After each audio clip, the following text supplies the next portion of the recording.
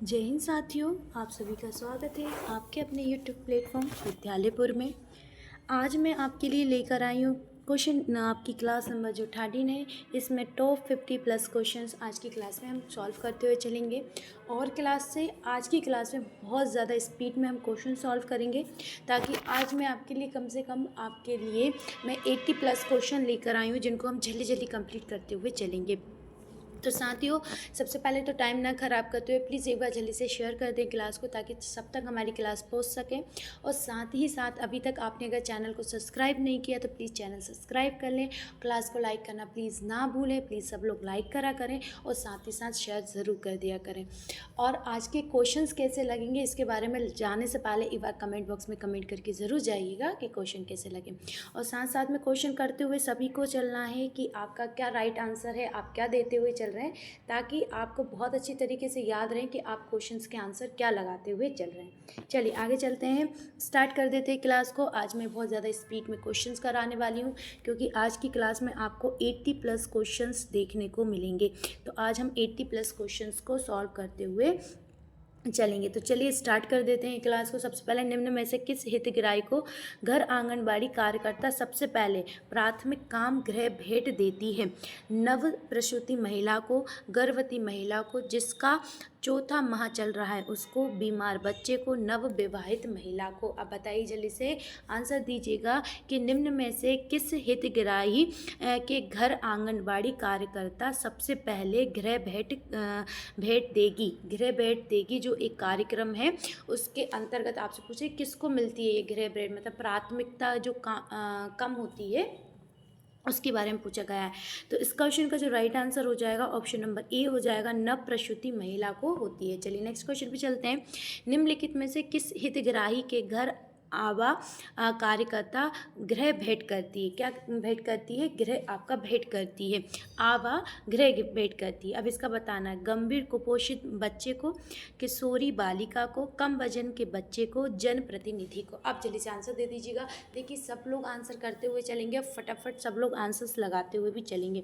कोई ये नहीं है कि आप आंसर नहीं कर रहे हैं, नहीं, सबको ही आंसर करना है और सब लोग आंसर करते हुए भी चलेंगे। चलिए से आंसर दे दीजिएगा इस क्वेश्चन का। क्या आप आंसर लगा रहे हैं कि निम्न में से किस हितग्राही के घर आवा कार्यकर्ता गृह भेंट करती है? तो राइट आंसर हो जाएगा इसका, तो इस क्वेश्चन का राइट आंसर हो जाएगा जनप्रतिनिधि को आवा करेगी। ठीक है, नेक्स्ट क्वेश्चन है आपका, यदि आंगनबाड़ी कार्यकर्ता किसी नवप्रसूतिता के घर भेंट देने जा रही है तो साथ में वे क्या लेकर जाएगी? अब आपको ये बताना है, यदि कोई आंगनबाड़ी कार्यकर्ता नवप्रसूता के घर भेंट लेकर जा रही है तो उसके लिए क्या लेकर जाएगी?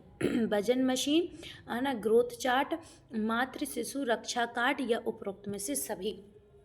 अगर कोई आंगनवाड़ी कार्यकर्ता है और वो किसी नवप्रसूता, किसी के यहाँ अभी नवजात शिशु है, उसके यहाँ अगर वो जा रही है तो वो क्या लेके जाएगी? वजन मशीन, ग्रोथ चार्ट, मातृ शिशु रक्षा कार्ड या उपरोक्त में से सभी। जल्दी से आंसर लगा दीजिएगा इस क्वेश्चन का। तो इस क्वेश्चन का जो राइट आंसर हो जाएगा उपरोक्त में से सभी हो जाएगा। चलिए नेक्स्ट क्वेश्चन पे चलते हैं। एड्स का पूरा नाम क्या है? एड्स का पूरा नाम आपका एक्वायर्ड इम्यूनो डिफिशियंसी सिंड्रोम है। इसका जन्म कहाँ हुआ था? मतलब सबसे पहले एड्स को कहाँ पहचाना गया था? अमेरिका, कनाडा, फ्रांस या भारत में? चलिए आंसर दीजिएगा जल्दी से फटाफट इसका।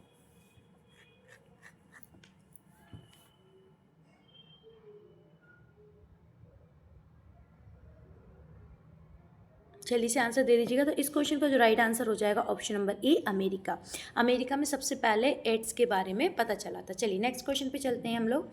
नेक्स्ट क्वेश्चन है हमारा, एड्स विषाणु से होता है जिसका नाम मानव प्रतिरक्षा, जिसका जो नाम है वो क्या है आपका? HIV है, मतलब मानव प्रतिरक्षा कमी विषाणु जिसे बोलेंगे हम HIV बोलेंगे। प्रारंभ में इसके लक्षण क्या पता चलता है? देखिए एड्स जो है आपका, ये क्या है? इसका नाम है HIV अपन बोलते हैं, है ना। आपका HIV से ये आपका विषाणु HIV से ये होता है आपका। फिर इसके बाद इसके जो प्रारंभिक अगर हम लक्षण देखेंगे वो क्या पता चलेगा? देखिए सबसे पहले आपका पता नहीं गलत है, इसका पता गलत है, पता चल सकता है। लक्षण दिखाई देते हैं उपरोक्त में से सभी। देखिए पता लगाना मतलब हम पता नहीं लगा सकते, इसका पता लगा सकते हैं, या फिर इसके बाद इसके लक्षण दिखाई देते हैं, या उपरोक्त में सभी। जल्दी से आंसर दीजिएगा, ये आपका जल्दी से आंसर इसका दे दीजिएगा। HIV आपका जो एड्स होता है, इस किससे होता है? HIV से होता है आपका एड्स, उसके बारे में बताया गया है। चलिए, तो इस क्वेश्चन का राइट आंसर हो जाएगा ऑप्शन नंबर ए हो जाएगा, इसका पता लगा नहीं सकते। HIV संक्रमण का मुख्य साधन क्या है, ये बताया गया है इसमें। सबसे पहले पूछा गया आपसे, संक्रमित आपका व्यक्ति में असुरक्षित यौन संबंध, संक्रमित व्यक्ति से खून लेना, संक्रमित व्यक्ति से सुई सिरिंज से उपरोक्त, मतलब अगर सुई सिरिंज उपयोग की गई है उसको कोई HIV वाली सुई और जो सिरिंज है इंजेक्शन वाला, अगर वो किसी और को लगा दिया जाए तो HIV फैल सकता है। संक्रमित महिला के गर्भ से भी फैल सकता है, उपरोक्त में से सभी। चलिए बताइए, HIV कैसे फैल सकता है, इसका आंसर दीजिएगा। क्या HIV आपका संक्रमित व्यक्ति से असुरक्षित यौन संबंध से फैल सकता है? अगर कोई संक्रमित है या महिला है या पुरुष और यौन संबंध स्थापित हो रहे हैं तो उसमें क्या आपका फैल सकता है HIV? संक्रमित व्यक्ति अगर कोई HIV से पीड़ित और उसका ब्लड आपके मतलब किसी को खून की कमी है या किसी कारणवश खून चढ़ा दिया जाता है, जो संक्रमित है उसका खून चढ़ा दिया जाए तो HIV हो जाता है क्या? संक्रमित व्यक्ति से सुई सिरिंज से उपरोक्त कोई बीमारी हो जाती है, या संक्रमित महिला के गर्भ से आपको बच्चा जन्म लेगा तब उस समय क्या हो जाएगा, आपको HIV हो सकता है। चलिए जल्दी से आंसर दे दीजिएगा। तो राइट आंसर हो जाएगा उपरोक्त में सभी। ये सभी कारणों से आपको क्या हो सकता है, HIV हो सकता है। पोषण अभियान योजना केंद्र प्रवर्तित है, मतलब केंद्र द्वारा है, केंद्रीय क्षेत्रीय है, राज्य सरकार की है, इनमें से कोई नहीं। चलिए बता दीजिएगा। फटाफट आंसर आप लोग भी देते हुए चलेंगे, ये नहीं कि आपको आंसर नहीं करना है, सब लोग आंसर करते हुए चले ताकि आप सब लोग अच्छी तरीके से आंसर लगाते हुए चलें। आपके आंसर्स क्या आ रहे हैं? तो राइट आंसर क्या हो जाएगा इस क्वेश्चन का? आपका हो जाएगा केंद्रीय प्रकृति। क्या हो जाएगा इसका? केंद्रीय प्रकृति हो जाएगा, प्रवर्तित, सॉरी। चलिए नेक्स्ट क्वेश्चन पे चलते हैं। नेक्स्ट क्वेश्चन है आपका कि पोषण अभियान का लक्षण है क्या है? 6 वर्ष तक आयु के बच्चों में 2% प्रतिवर्ष की मानव से 3 वर्ष में 6% कुपोषण को कम करना। मतलब आपका 6 वर्ष तक की आयु के बच्चों में 2% प्रतिशत जो रहेगा प्रतिवर्ष की मान से 3 वर्ष में आपका कितना 6% कुपोषण को कम करना। मतलब एक वर्ष में अगर कहीं किसी एरिया में कुपोषण फैल रहा है तो एक वर्ष में आपको कम से कम 2% कुपोषण कम करना है। और इसी तरीके से जब आप 6 महीने में करोगे तो 2% से आपका 6% कुपोषण कम हो जाएगा 6 वर्ष से आयु के बच्चों तक। फिर छोटे बच्चों में 3% की मान से 3 वर्ष में 9% एनीमिया को कम करना। जो छोटे वर्ष हैं एक वर्ष में कम से कम आपको 3% एनीमिया को कम करना। इसी प्रकार आप 3 वर्ष में 9% एनीमिया कम कर सकते हैं। ए और बी दोनों या इनमें से कोई नहीं। चलिए अब आंसर लगा दीजिएगा। सबको आंसर देना अनिवार्य है, सब लोग जल्दी से आंसर देते हुए चलेंगे। तो इस क्वेश्चन का जो राइट आंसर हो जाएगा ऑप्शन नंबर सी हो जाएगा।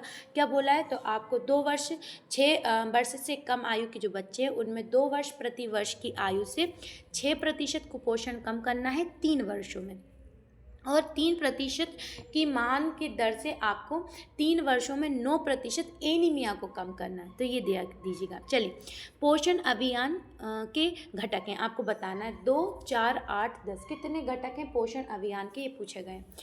आपके पोषण अभियान के घटक पूछे गए 2, 4, 8 या आपके 10। जल्दी से आंसर दीजिएगा इस क्वेश्चन का। तो इस क्वेश्चन का राइट आंसर हो जाएगा आपके 8। कितने घटक हैं? 8। चलिए नेक्स्ट क्वेश्चन पे चलते हैं।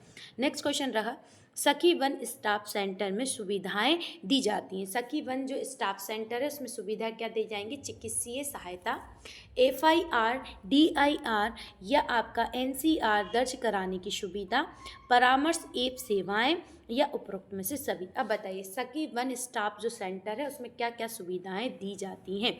चलिए इसे आंसर कर दीजिएगा। क्या चिकित्सा सुविधा, FIR आप दर्ज कर सकते हैं, परामर्श एवं सेवाएं ले सकते हैं या उपरोक्त में से सभी। इसका आंसर लगा दीजिएगा। आप आंसर क्या लगाएंगे? तो इस क्वेश्चन का जो राइट आंसर हो जाएगा वो हो जाएगा आपका question number D. Option number D is a right answer. ये सभी आपको सखी वन स्टाफ सेंटर की सुविधा में मिलती। चलिए मातृ वंदना योजना के अंतर्गत हितग्राहियों को राशि प्रदान की जाती है। अब मातृ वंदना जो योजना है इसके अंतर्गत हितग्राही जो हैं उनको आपकी राशि प्रदान की जाती है। प्रथम जो आपकी किस्त है, प्रथम किस्त जो है वो कहाँ पे 1000 पंजीयन पर मिलती है। मतलब जो प्रथम किस्त है वो आप पंजीयन कराओगे तब मिल जाएगी आपकी। द्वितीय किस्त जो होती है वो 2000 कम से कम एक बार प्रसव पूर्ण जांच कर गर्भावस्था के 6 माह बाद मिलेगी। फिर तृतीय किस्त जो मिलती है जन्म पंजीयन करने एवं प्रथम चक्र का टीका लगने के बाद आपको कितनी मिलती है? 2000 की किस्त मिलती है, या उपरोक्त में से सभी। चलिए अब इसका आंसर बता दीजिएगा कि इस क्वेश्चन का राइट आंसर क्या होगा। चलिए जल्दी से आंसर दे दीजिएगा इस क्वेश्चन का। आप लोग क्या आंसर लगा रहे हैं इस क्वेश्चन का? सबको ही लगाना है, सब लोग आंसर लगाते हुए चलेंगे।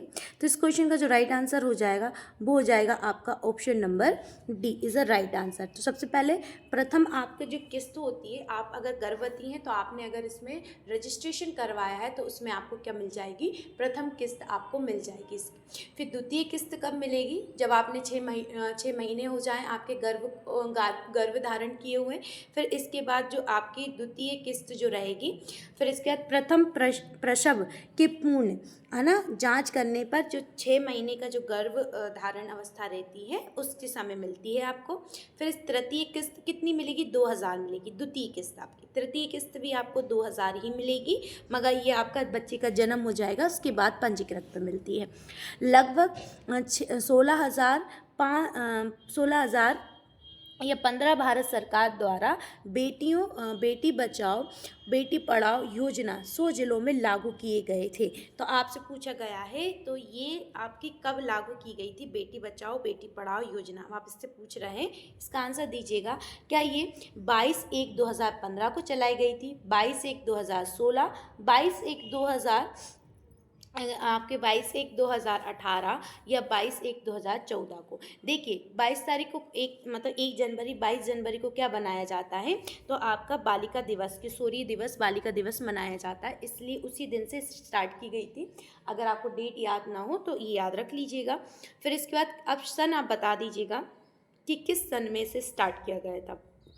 क्या इसे 2015, 2016, 2018 या 2014? तो राइट आंसर क्या हो जाएगा इस क्वेश्चन का? वो हो जाएगा आपका ऑप्शन नंबर ई। मतलब जो आपका बेटी बचाओ बेटी अभियान जो था वो कब स्टार्ट किया गया था? ये 2015 में किया गया था। कब किया गया था? 2015 में से स्टार्ट किया गया था। चलिए नेक्स्ट क्वेश्चन पे चलते हैं। बेटी बचाओ बेटी पढ़ाओ का मुख्य उद्देश्य क्या था? जो आपकी ये योजना स्टार्ट करी थी इसका मुख्य उद्देश्य क्या था? कि लिंग विभेद एवं लिंग चयन को समाप्त करना, फिर बालिकाओं का शिक्षा सुनिश्चित करना, फिर बालिकाओं की उच्च जीविका सुनिश्चित करना, या उपरोक्त में से सभी? चलिए इसका आंसर दीजिएगा कि आप इसका आंसर क्या लगाने वाले हैं। बहुत ज़्यादा कठिन क्वेश्चन नहीं है, हाँ थोड़ा सा सोचना ज़रूर पड़ेगा पर इतना डिफिकल्ट क्वेश्चन नहीं है। तो इसका राइट आंसर हो जाएगा इस क्वेश्चन का, वो हो जाएगा उपरोक्त में से डी।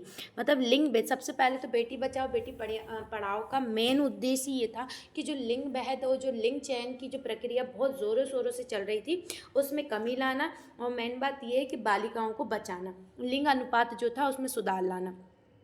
फिर बालिकाओं की शिक्षा सुनिश्चित करना, बालिकाओं की उच्च जीविका सुनिश्चित करना, उपरोक्त में से सभी। तो ये सभी इसके मेन उद्देश्य। चलिए नौनी सुरक्षा योजना राज्य सरकार मध्य की योजना में जो प्रेद में लगे, एक मिनट ये थोड़ा सा मिसप्रिंट हो गया है। चलिए मैं दूसरा देख लेती हूँ, ये थोड़ा सा मिसप्रिंट है, रुकिए आगे देखते हैं। यौन उत्पीड़न एवं HIV पीड़ित महिलाओं तथा तृतीय लिंग को जोड़ा गया था। जो यौन उत्पीड़न एवं HIV से पीड़ित जो महिला हैं उसमें जो तृतीय लिंग है उसे जोड़ा गया था। कब जोड़ा गया था आपसे?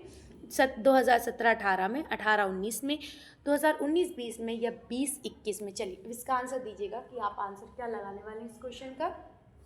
फटाफट आंसर लगा दीजिएगा, क्वेश्चंस के आंसर क्या लगाने वाले हैं। तो राइट आंसर हो जाएगा इस क्वेश्चन का, वो हो जाएगा ऑप्शन नंबर ए। तो 2017-18 में। कब? 2017-18 में। चलिए नेक्स्ट क्वेश्चन पे चलते हैं। नेक्स्ट क्वेश्चन है आपका सक्षम योजना अंतर्गत पात्रता मापदंड में शामिल है। जो सक्षम योजना है इसके अंतर्गत जो आपकी योजना के अंतर्गत जो पात्रता मापदंड है शामिल कितने हैं? देखिए विधवा, परिपक्वता या अविवाहित, फिर इसके बाद आ जाएगा आपका जो जिस राज्य के हैं उसके मूल निवासी या बीपीएल धारण जीवन की ना होने पर 1 लाख प्रति वर्ष की आपकी क्या होना चाहिए, 1 लाख प्रति वर्ष की आय होना चाहिए। फिर इसके बाद आ जाएगा उपरोक्त में से सभी। तो इस क्वेश्चन का जो राइट आंसर हो जाएगा वो हो जाएगा आपका option number A. Next question पे चलते हैं। यौन उत्पीड़न एचआईवी एवं तृतीय लिंग को भी सक्षम योजना के लिए पात्र माना गया, इस योजना में शामिल किया गया। इस योजना में क्या शामिल, कब शामिल किया गया था? तृतीय लिंग को भी। तो इसका राइट आंसर हो जाएगा ऑप्शन नंबर ए, 2017-18 में ही चालू किया गया था। चल ठीक है। सक्षम योजना के अंतर्गत योजना प्रारंभ से 5 मार्च 2020 तक लाभान्वित किया गया था। कितने लोगों, कितनी महिलाओं को लाभान्वित किया गया था? तो आपका आंसर देना है 2747 महिलाओं को 17 करोड़ ऋण दिया था। 2000 महिलाओं के आपके 24 करोड़ ऋण दिया गया था। फिर इसके बाद 40,000 महिलाओं के 40 करोड़ ऋण दिया गया था। या फिर 4000 मतलब 1520 महिलाओं को 16 करोड़ ऋण दिया गया। चलिए इसका आंसर बता दीजिएगा क्या होगा। तो राइट आंसर हो जाएगा इस क्वेश्चन का ऑप्शन नंबर ए। क्या हो जाएगा? ऑप्शन नंबर ए हो जाएगा। मतलब 2747 महिलाओं में 17 करोड़ रुपए का ऋण दिया गया था। नेक्स्ट क्वेश्चन पे चलते हैं। अति गंभीर कुपोषित बच्चे एवं मध्यम कुपोषित बच्चों को कहते हैं, क्या कहते हैं? सेम, वेम या मैम। फिर इसके बाद मैम या सेम या A+8 या कोई नहीं। जल्दी से आंसर दे दीजिएगा। तो इस क्वेश्चन का राइट आंसर हो जाएगा आपका option number first. Next question पे चलते हैं। भजन त्योहार का आयोजन वर्ष 2019-20 एवं 2021 में किया गया था, कारण नहीं हो सका। आप बताइए क्या कारण त्योहार का मतलब जो किस कारण नहीं हो सका, ये पूछा गया। कोविड-19 महामारी के कारण, आर्थिक गति के कारण, विभाग में लापरवाही के कारण या समय भाव के कारण। जल्दी से आंसर दीजिएगा। इस क्वेश्चन का क्या आंसर लगा रहे हो? तो इस क्वेश्चन का जो राइट आंसर हो जाएगा वो हो जाएगा ऑप्शन नंबर ए। क्या हो जाएगा? ऑप्शन नंबर ए हो जाएगा। फिर इसके बाद आ जाएगा यहाँ पे ऑप्शन नंबर ए। वर्ष 2000 आपके 2021 में भजन त्योहार कब से कब तक आयोजित किया गया था? अब 2021 में कब से कब तक किया गया था? तो लास्ट का क्या था आपका? कोविड-19 की महामारी के चक्कर में हो नहीं पाया था, मगर जब हुआ था तो वो कितनी तारीख से हुआ था? तो राइट आंसर हो जाएगा इसका 7 जुलाई से 18 जुलाई तक इसको किया गया था 2021 में। चलिए नेक्स्ट क्वेश्चन पे चलते हैं। भजन त्योहार 2021-22 का प्रमुख कार्य क्या था? जो भजन त्योहार मनाया गया था 2021-22 में, उसका प्रमुख कार्य क्या था?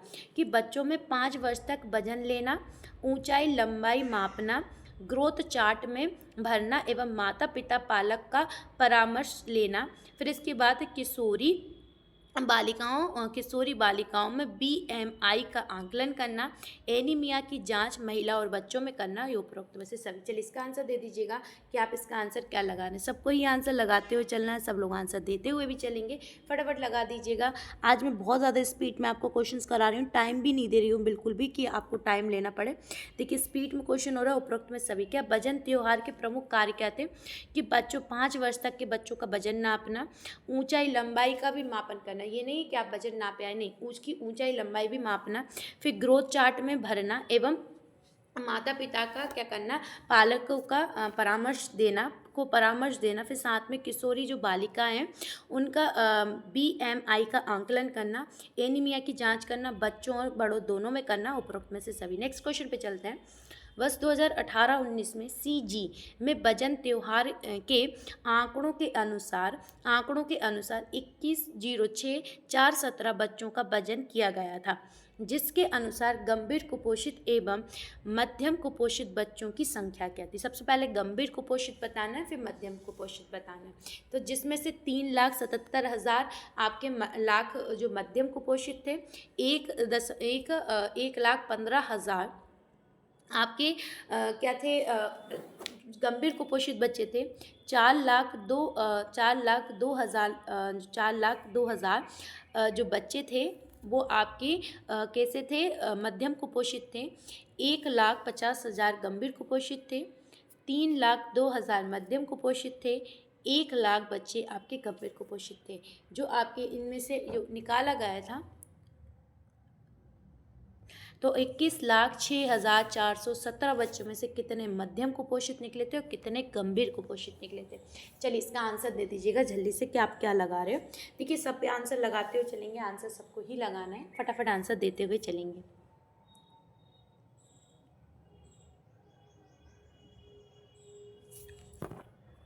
तो इसका राइट आंसर हो जाएगा आपका ऑप्शन नंबर ए। क्या हो जाएगा? Option number A. ठीक है, अब आ जाएगा तो ऑप्शन नंबर ए में क्या हो जाएगा? 3,77,000 बच्चे कैसे लिखे थे मध्यम कुपोषित, और जिसमें से 1,15,000 बच्चे कैसे लिखे थे गंभीर कुपोषित। कितने में से? 21,06,417 बच्चों में से। चलिए नेक्स्ट क्वेश्चन पे चलते हैं।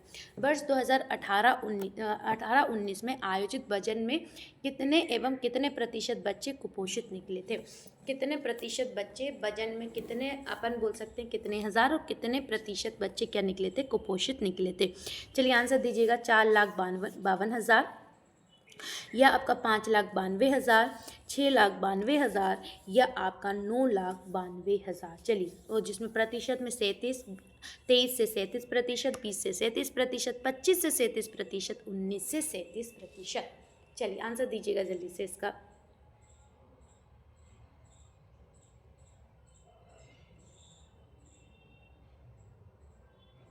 तो इस क्वेश्चन का जो राइट आंसर हो जाएगा ऑप्शन नंबर ए हो जाएगा। 4,92,023 से लेके आपके 37% जो बच्चे थे वो कैसे निकले थे? कुपोषित निकले थे। चलिए नेक्स्ट क्वेश्चन पे चलते हैं। नेक्स्ट क्वेश्चन है आपका, वर्ष 2018-19 के वजन त्योहार के अनुसार सबसे अधिक कुपोषित बच्चों का प्रतिशत जो था वो किस जिले का था? सबसे पहले आपसे पूछा गया है। चलिए नेक्स्ट, एक मिनट, चलिए ये हो चुका है क्वेश्चन, नहीं ये वाला नहीं हुआ है। नेक्स्ट ये वाला क्वेश्चन चलते हैं कि स्वाधार गृह योजना संकटग्रस्त महिला, विधवा, परिपक्वता, आपका निराश्रित, तिरस्कृत और आश्रय प्रदान करने तथा निःशुल्क परिपालन एवं पुनर्वास के लिए भारत सरकार की केंद्रीय क्षेत्रीय योजना के केंद्र एवं राज्य सरकार दान अनुदान प्रदान किया था। मतलब ये है कि केंद्र सरकार ने कितना दिया था स्वाधार योजना के लिए, और आपका राज्य सरकार को कितना देना है। चलिए अब इसका आंसर लगा दीजिएगा। क्या 60-40 था, 40-60 था, 50-50 था या 90-10 था? तो राइट आंसर क्या हो जाएगा इसका? मतलब 60% केंद्र दे रहा था और 40% आपका राज्य देगा। चलिए नेक्स्ट क्वेश्चन पे चलते हैं। नेक्स्ट क्वेश्चन रहा आपका, कामकाजी महिलाओं के लिए भारत सरकार द्वारा 1922-73 में शहरों एवं कस्बों में कामकाजी महिलाओं और को हॉस्टल सुविधा उपलब्ध कराने के उद्देश्य से संचालित ये प्रदेश की किन किन जिलों में संचालित है? मतलब जो आपका कामकाजी योजना थी उसके बारे में पूछा गया। ये कब चालू हुई थी आपकी? तो कामकाजी योजना जो थी वो आपकी 1922 से लेकर 73 में चालू थी। तो याद रखना ये 1922 से 73 में चालू थी। फिर इसके बाद आ जाएगा मुख्यमंत्री सुपोषण अभियान के हितग्राही हैं। मुख्यमंत्री सुपोषण अभियान है, उसके हितग्राही कौन है? इसमें पूछा गया है आपका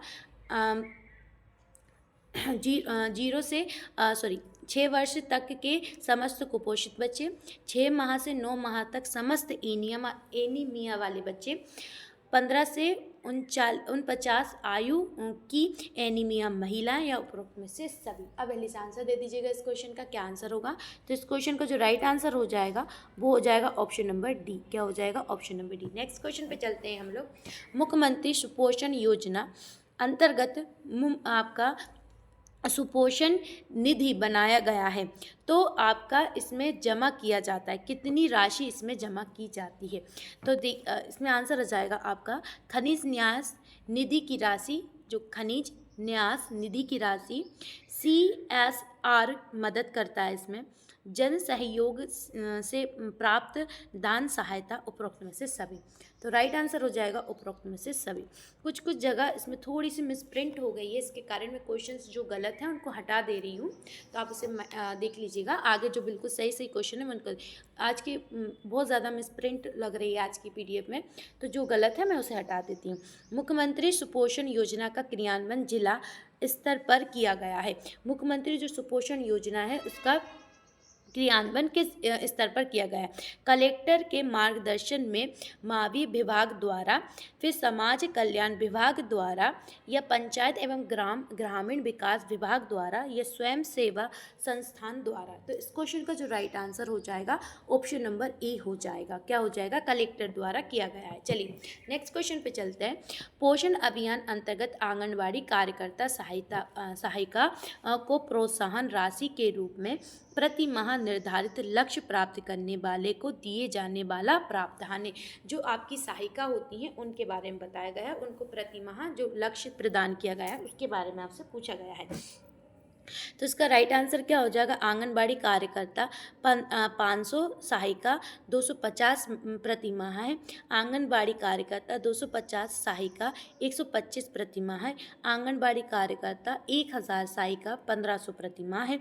आंगनबाड़ी कार्यकर्ता 300, सहायिका 150 प्रति माह है। बताइए कितना आपको पैसे का बोल रहे हैं, वो पैसे कितने दिए जाते हैं? कार्यकर्ता को कितने मिल रहे हैं? 500 रुपये, तो सहायिका को 500 रुपये, तो सहायिका को आपको 150 रुपये 250 रुपये मिलेंगे। अगर आपकी आंगनबाड़ी कार्यकर्ता को 250 रुपये मिल रहे हैं तो जो कार्यकर्ता है उसे 125 रुपये मिलेंगे। मतलब ये बिल्कुल आधा देना है इसका। आंगनबाड़ी कार्यकर्ता को अगर 1000 रुपये मिल रहे हैं तो सहायिका 500 रुपये लेगी। आंगनबाड़ी कार्यकर्ता को 300 रुपये दे रहा है तो सहायिका को 150 रुपये दी जाएंगे। मतलब आंगनबाड़ी कार्यकर्ता को डबल मिलते हैं और सहायिका को उसके आधे दिए जाते हैं। तो इसका राइट आंसर क्या हो जाएगा? इसका राइट आंसर हो जाएगा 500, और सहायिका आंगनबाड़ी कार्यकर्ता को 500 रुपये दिए जाते हैं और सहायिका को 150 रुपये दिए जाते हैं। चलिए नेक्स्ट क्वेश्चन पे चलते हैं। दहेज प्रथा अधिनियम 1961 के संबंध में क्या सही है? सही पूछा गया है आपसे। ये अधिनियम भारतीय गणराज्य के 12वें वर्ष में संसद द्वारा अधिनियमित किया गया था। इसका विस्तार जम्मू कश्मीर को छोड़कर संपूर्ण भारत में था। फिर इसके बाद पूछा गया है ये अभियान में 21 मई 1961 को राष्ट्रपति ने स्वीकृत किया था। ये अधिनियम 1/7/1961 को प्रभावी हुआ था। उपरोक्त में से सभी। अब बताइए इसका आंसर क्या लगाएंगे? जल्दी से लगा दीजिएगा इस क्वेश्चन का आंसर कि आप लोग क्या लगाते हुए चल रहे हैं। सबको आंसर देना है और सब लोग लगाते हुए भी चलेंगे इन क्वेश्चंस के आंसर। तो राइट आंसर हो जाएगा इस क्वेश्चन का, वो हो जाएगा उपरोक्त में से सभी। चलिए नेक्स्ट क्वेश्चन पे चलते हैं। घरेलू हिंसा में महिलाओं का संरक्षण अधिनियम 2005 के संबंध में क्या आपका सही है? पूछा गया है, सही पूछा गया है तो उसका राइट आंसर लगा दीजिएगा। ये अधिनियम भारतीय गणराज्य के 56वें वर्ष में संसद द्वारा अधिनियमित किया गया था। इस अधिनियम को 13 सितंबर 2006 को राष्ट्रपति स्वीकार प्रदान किया गया था। ये अधिनियम जम्मू कश्मीर को छोड़कर संपूर्ण भारत में लागू किया गया था। तो इसका क्या आंसर हो जाएगा? क्या उपरोक्त में से सभी? तो राइट आंसर क्या हो जाएगा इसका? उपरोक्त में से सभी। देखिए जम्मू कश्मीर को छोड़कर क्यों? क्योंकि उस समय जम्मू कश्मीर पूर्ण रूप से राज्य नहीं था, है ना। वो आपके केंद्र के अधीन, वो अलग से ही 370 के कारण उसमें जो प्रावधान भारत में लागू होते थे वो वहाँ नहीं हो पाते थे, इसलिए हर बार वो बोल रहा है आपको जम्मू कश्मीर को छोड़कर। चलिए नेक्स्ट क्वेश्चन पे चलते हैं कि महिलाओं के कार्यस्थल पर लैंगिक उत्पीड़न निवारण प्रतिषेध एवं प्रतितोष अधिनियम 2013 के तहत प्रत्येक कार्यालय कार्यस्थल में जहां 10 से अधिक कर्मी कार्यरत हों आपका गठित करना होगा। क्या गठित करना होगा? आंतरिक शिकायत समिति, स्थानीय आपकी कायद समिति, उत्पीड़न कायद समिति, या आपकी शिकायत है ये शिकायत समिति, या स्थानीय शिकायत समिति, उत्पीड़न शिकायत समिति, या उपरोक्त में से इनमें से कोई नहीं। तो इस क्वेश्चन का राइट आंसर हो जाएगा आपका फिर आंतरिक शिकायत समिति। मतलब यहाँ पे एक कोई भी स्थल है वहाँ पे कम से कम 10 कर्मचारी आपके काम कर रहे हैं, तो वहाँ पे आपको कौन सी समिति का बनाना होगा? एक तो आंतरिक शिकायत समिति ज़रूर बनानी होगी। चलिए नेक्स्ट क्वेश्चन पे चलते हैं। अब देखिए महिला के कार्यस्थल पर लैंगिक उत्पीड़न निवारण 2013 के प्रावधान अनुसार जिला कलेक्टर द्वारा गठित किया जाएगा। अब बताइए जिला कलेक्टर द्वारा कौन सी समिति का क्या? आंतरिक शिकायत समिति, स्थानीय शिकायत समिति, उत्पीड़न शिकायत समिति क्या स्थापित की जाएगी? तो इसका राइट आंसर हो जाएगा स्थानीय शिकायत समिति कलेक्टर द्वारा होगी। जबकि वहाँ पे जो आपका ऑफिस वगैरह है कार्यस्थल पर जो आपका कार्यालय है उसके द्वारा कौन सी आंतरिक शिकायत समिति, जबकि जिला कलेक्टर द्वारा स्थानीय शिकायत समिति। अब देखिए, बाल विवाह प्रतिषेध अधिनियम 2006 के अंतर्गत में क्या सही है। ये अधिनियम बाल विवाहों के अनुष्ठान के प्रतिषेध और उसके संबंधी या अनुशासित विषयों को उपबंध करने के लिए बनाया गया है। इस अधिनियम पर राष्ट्रपति की स्वीकृति 10 जून 2017 को प्राप्त हुई थी। ये अधिनियम 1/11/2007 से प्रवृत्ति हुआ था, मतलब लागू हो गया था। इस अधिनियम में कोई बाल आपके कोई भी बात संघ मतलब पुडुचेरी एवं संघ राज क्षेत्र को छोड़कर लागू किया गया हुआ लागू नहीं होगा, ऐसा उसमें बोला गया था। पुडुचेरी जो है, पुडुचेरी लिखा है, पांडिचेरी उसका नाम लिखा है। तो राइट आंसर हो जाएगा उपरोक्त में से सभी। चलिए नेक्स्ट क्वेश्चन पे चलते हैं हम लोग। नेक्स्ट क्वेश्चन रहा बाल श्रम अधिनियम 1986 कब आया था। बाल श्रम अधिनियम 1986 में बाल श्रम अधिनियम आया था। इसके संबंध में क्या सही है। बालकों को नियोजनों में लगाने जाने पे प्रतिषेध एवं नियमित विनियम के लिए करना। ये अधिनियम भारत गणराज्य में 37वें वर्ष संसद द्वारा अधिनियमित किया गया था। इस अधिनियम में राष्ट्रपति द्वारा 1986 को स्वीकृत किया गया था। ये अधिनियम एक विस्तार संपूर्ण भारत में किया गया था। इस अधिनियम का विस्तार संपूर्ण भारत में किया गया था, उपरोक्त में से सभी। चलिए इसका आंसर दे दीजिएगा आप। इसका आंसर क्या लगा रहे हैं। इस क्वेश्चन का जो राइट आंसर हो जाएगा वो हो जाएगा आपका ऑप्शन नंबर ई। क्या हो जाएगा, ये सारी चीज़ें मापदंड माने गए थे। नेक्स्ट क्वेश्चन पे चलते हैं। नेक्स्ट क्वेश्चन रहा महिला का कार्यस्थल पर लैंगिक उत्पीड़न अधिनियम जो आया था 2013 में। ये अधिनियम 22 अप्रैल 2013 को राष्ट्रपति द्वारा स्वीकृत किया गया था।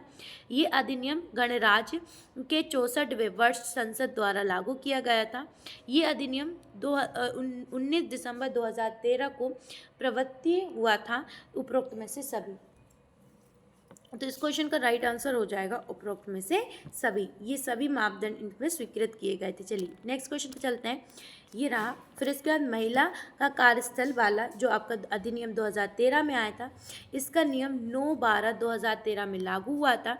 ये अधिनियम की धारा 29 के तहत प्रदत्त शक्ति का प्रयोग कर बनाया गया था। ये केंद्रीय नियम है, उपरोक्त में से सभी। तो इस क्वेश्चन का राइट आंसर हो जाएगा उपरोक्त में से सभी।